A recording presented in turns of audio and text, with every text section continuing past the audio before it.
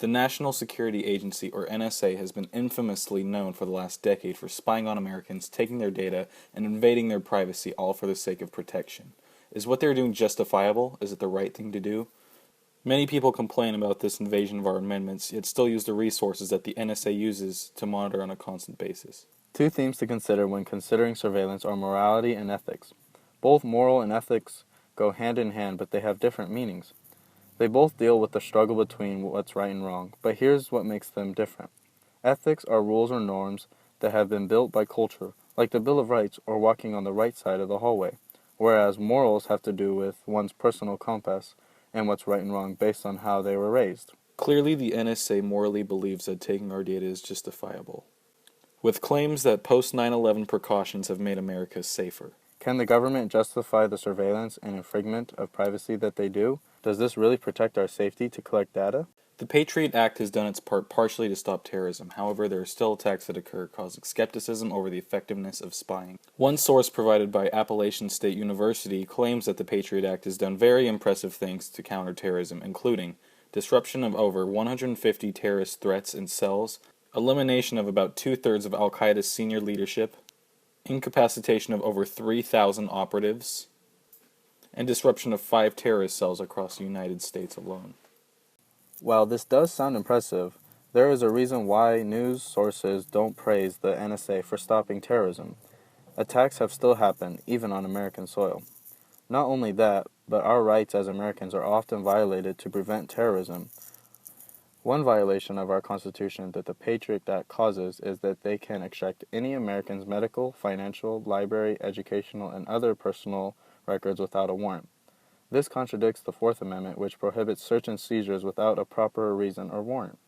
They are able to collect our data from many federal and public companies such as banks and libraries. But how do they collect data from our posts on social media like Facebook and Twitter? Can acquisition of data from social media be our fault without us even knowing it? Yes, you could be signing away your privacy whenever you join sites like Facebook, Twitter, or even sign up for an email address. The documentary Terms and Conditions May Apply can show how ignoring to read what is basically a short novel's worth of legal terms may surrender your information to any organization who wants it, including the NSA. Here's a clip. Google is effectively a $500 a year service because that's the value of the data that you're providing. If they use 10% of that data, they're going to be the most valuable company ever. Companies that you've never heard of claim to have about 1,500 points of data on the average American citizen. Is it hard to go through it and actually find specific details about a person? No, that's super easy. Within a couple of minutes, you can figure out what people voted for, what psychological problems they have, what parties they've been to. They're saying it's because I agreed to the latest terms and conditions on iTunes. No one has read the terms and conditions. No one in the world. To the extent there have been contract decisions, they've held that these terms and conditions are valid. And what if your phone came with these long terms and conditions said, well, if you use the phone, the government can wiretap you? That would be insane. But that's the kind of world we're living in. Anything that's been digitized is not private. And that is terrifying. One instance that didn't even involve a U.S. citizen, sourced in both Terms and Conditions May Apply and the book Data and Goliath, is about Leigh Bryan from the UK, who tweeted this about a month prior to his planned trip to the United States. Upon entering the country, he was held up by airport security for hours in a holding cell, until finally being denied access to the country. Surely this can't be legal, can it? Being misjudged because of using different terminology? Because Leigh clicked agree to Twitter's privacy terms and conditions, most likely without reading, he agreed to his data being seen by anyone who wants it. To show the power of social media, I've searched everyone in this classroom to see what kind of dirt I can dig up. The results are shocking. I'm kidding, but still, the fact that myself, just an average person, could go to most people's social media and find data is disturbing.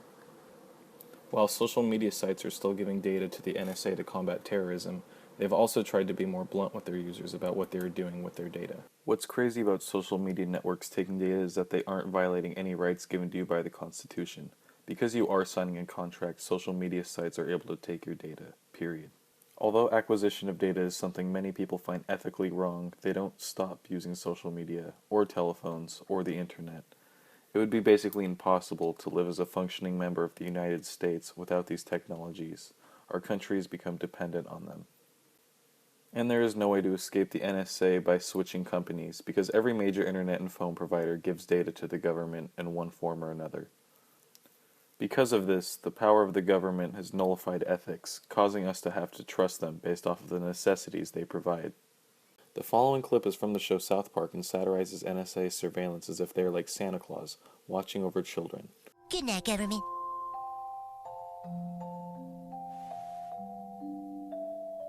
Oh, yeah. And thank you, President Obama, for making me feel so safe and looked after.